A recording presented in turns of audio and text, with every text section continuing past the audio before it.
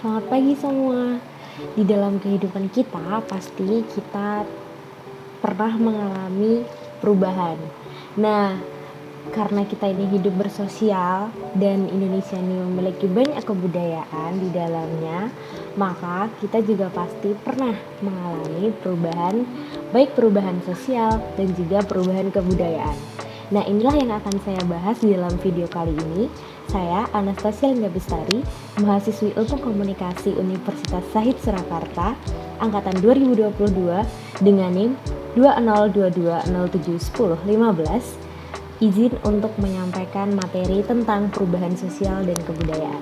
Kita akan lanjut ke slide selanjutnya. Nah, di sini pembahasan saya akan dibagi menjadi 3. Yang pertama, tentang perubahan sosial dan kebudayaan.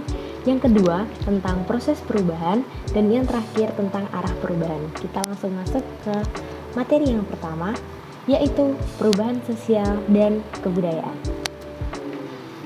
Jadi teman-teman semua, perubahan sosial dan perubahan kebudayaan ini sebenarnya memiliki definisi yang berbeda loh.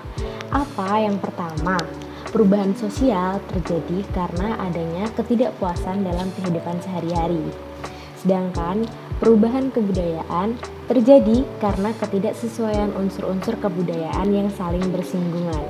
Contohnya nih, kalau perubahan sosial itu, contohnya nih kemajuan iptek yang berpengaruh pada pola hidup masyarakat. Jadi karena sekarang nih zamannya tuh iptek lagi maju pesat dibandingkan mungkin 20 tahun ke belakang. Jadi kalau kita lihat pola hidup masyarakatnya itu akan sangat berbeda. Mungkin di tahun dulu banget orang-orang dewasa baru mereka mengenal HP, mereka mulai mempelajari komputer. Tapi sekarang anak kecil aja udah bisa cara mengoperasikan HP dan mungkin mereka lebih cepat beradaptasi dan menggunakan handphone itu daripada orang tua mereka. Nah, kalau contoh perubahan kebudayaan, itu salah satunya bisa dilihat dari gaya berpakaian dan gaya komunikasi. Ini 2 contoh yang kita pasti sering banget temuin di kehidupan sehari-hari.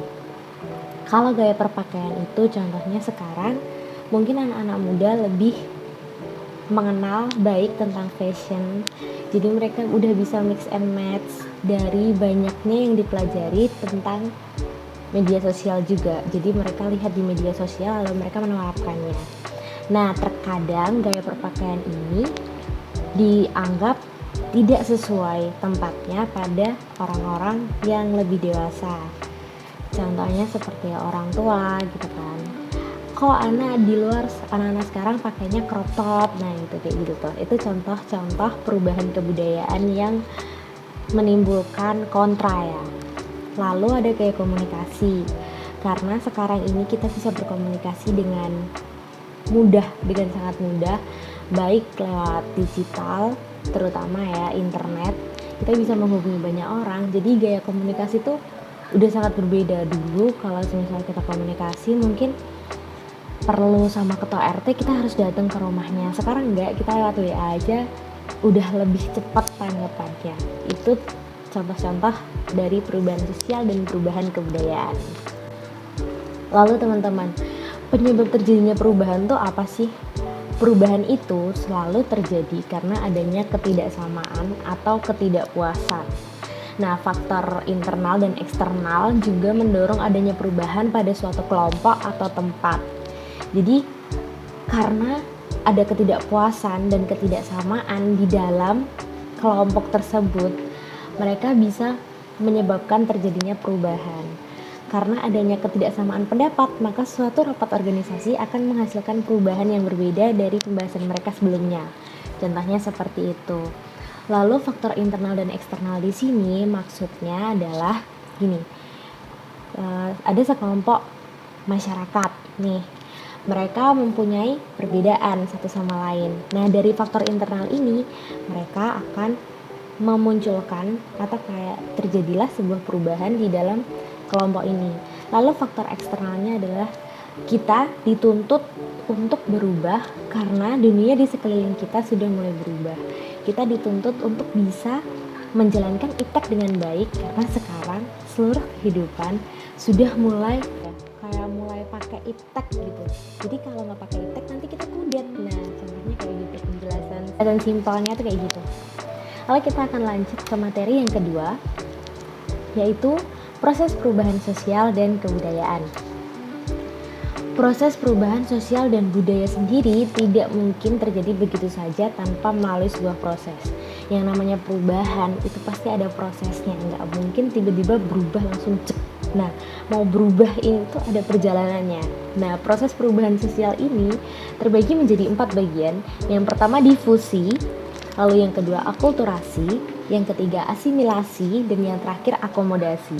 Nah, 4 itu tuh apa aja sih? Aku akan jelasin di sini ya. Yang pertama difusi. Difusi itu proses penyebaran berbagai unsur pembentuk kebudayaan. Nah, yang kedua ada akulturasi, yaitu proses masuknya suatu kebudayaan asing ke dalam sekelompok masyarakat. Contohnya nih ya, kebudayaan tentang gaya fashion Korea dan skincare Korea. Nah, itu tuh udah mulai masuk ke sekelompok masyarakat Indonesia, mulai diterapkan dan mulai dipelajari. Nah, contohnya kayak gitu.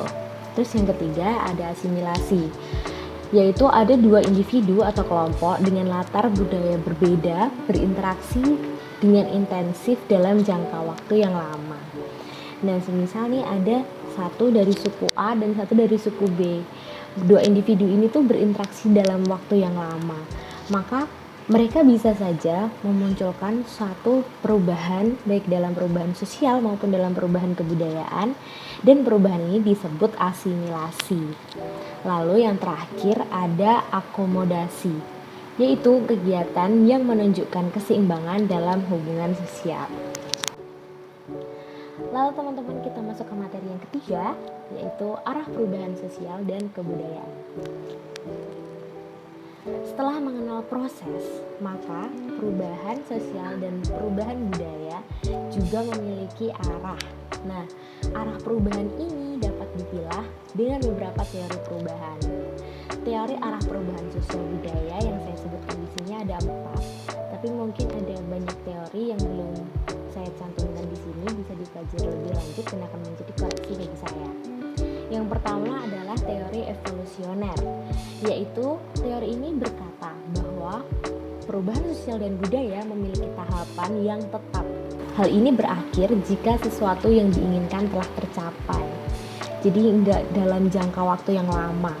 Jadi cuman kalau ini udah sampai targetnya, maka kemungkinan perubahan sosial ini akan berhenti sampai situ, enggak lanjut berlanjut-lanjut lagi gitu. Yang kedua ada teori siklus. Siklus ini akan melahirkan peradaban baru dan akan terulang terus-menerus. Contohnya kayak ini. Contohnya revolusi industri.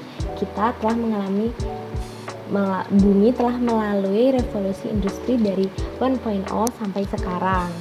Nah, siklus ini tuh akan terus melahirkan peradaban baru dan mungkin saja tidak berhenti karena manusia selalu belajar, dan dari rasa ketidakpuasan itu maka akan menimbulkan perubahan sosial dan kebudayaan yang terus ada. Lalu yang ketiga ada teori fungsional. Nah, setiap elemen dalam masyarakat memberikan fungsi kepada elemen masyarakat yang lainnya. Lalu yang terakhir, yang keempat, ada teori konflik. Teori konflik berkata bahwa asumsi setiap masyarakat adalah objek dari perubahan sosial dan setiap masyarakat pasti mengalami pertikaian. Ada sedikit quotes di belakang dari Bapak Hirschman bahwa kebosanan manusia sebenarnya adalah penyebab dari perubahan. Gitu teman-teman yang bisa saya sampaikan di presentasi kali ini tentang perubahan sosial dan kebudayaan. Apabila ada salah kata, salah tindakan, dan mungkin materi yang saya berikan masih kurang, saya mohon maaf sebesar-besarnya. Terima kasih atas kesempatan yang telah diberikan kepada saya, dan terima kasih sudah menonton video ini. Semoga bermanfaat bagi kalian semua. Saya Anastasia Nabustari, mahasiswi Ilmu Komunikasi Universitas Syahid Surakarta, pamit undur diri. Sampai jumpa besok.